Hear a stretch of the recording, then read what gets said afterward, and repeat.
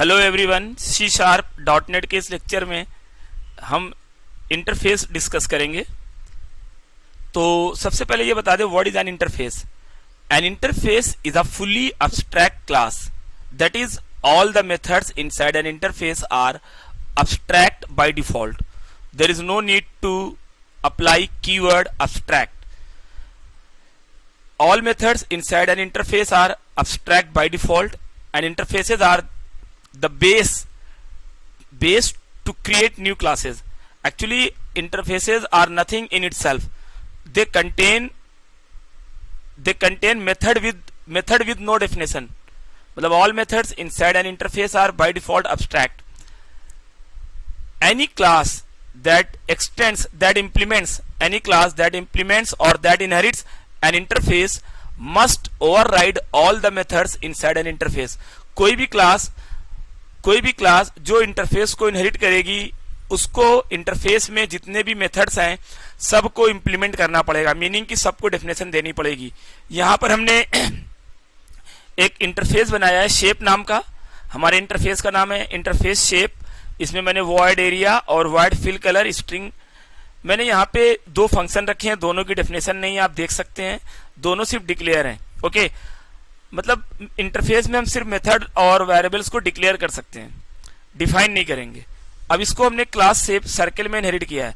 Inherit करने का वही तरीका है जो क्लास को करने का है, क्लास सर्किल कोलन शेप, यानी सर्किल ने शेप को इनहेरिट किया है। अब सर्किल फंस गई, जो भी क्लास इंटरफेस को इनहेरिट करेगी वो क्लास समझ लीजिए फंस जाएगी इस सेंस में कि उसको इंटरफेस के मेथड्स को डिफाइन करना ही पड़ेगा।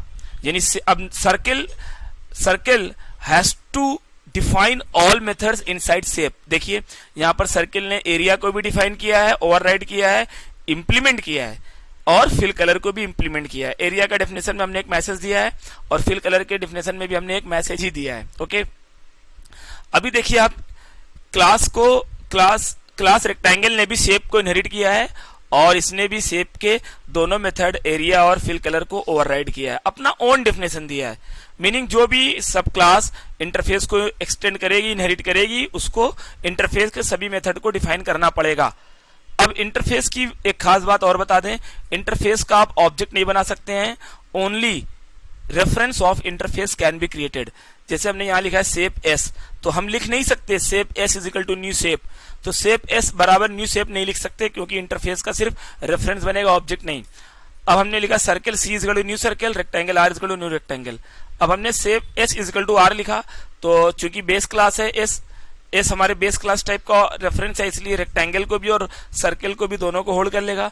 हमने लिखा s is equal to r. Now S contains an object of rectangle type and we are writing S dot area. So by writing S dot area we can invoke the area function inside class rectangle and S dot fill color green. So by writing S dot fill color we are calling the fill color method inside rectangle class, and again we are changing the assignment S is equal to C. तो अभी S में object C है, circle का object है। अब मैं लिखूंगा S dot area, तो this S dot area will link to the definition of area inside circle class, and again S dot fill colour red will link the definition of fill colour inside circle class, and console dot read key will hold the output screen and see the output. मैं इसको run करा रहा हूं, I am running the program just to see the output, and this is how we can implement run time polymorphism. Area is equal to L into B, color of interface demo dot rectangle is green. Area is equal to 3.14 into R into R. Color of interface demo dot circle is red. Actually interface demo हमारा यहाँ पर क्या है, name space है। Okay, तो इस तरह से हमने इंटरफेस को डिफाइन किया, उसको इनहेरिट किया और उसके ऑब्जेक्ट बना के उसको एक्सेस किया। तो इस लेक्चर को हम पूरे प्रोग्राम को आपको एक बार दिखा दे रहे हैं।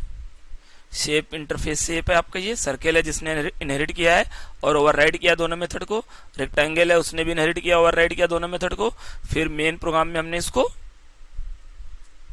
यूज किया ऑब्जेक्ट बना के। अब इस लेक्चर में हम इतना ही रखेंगे। Thank you.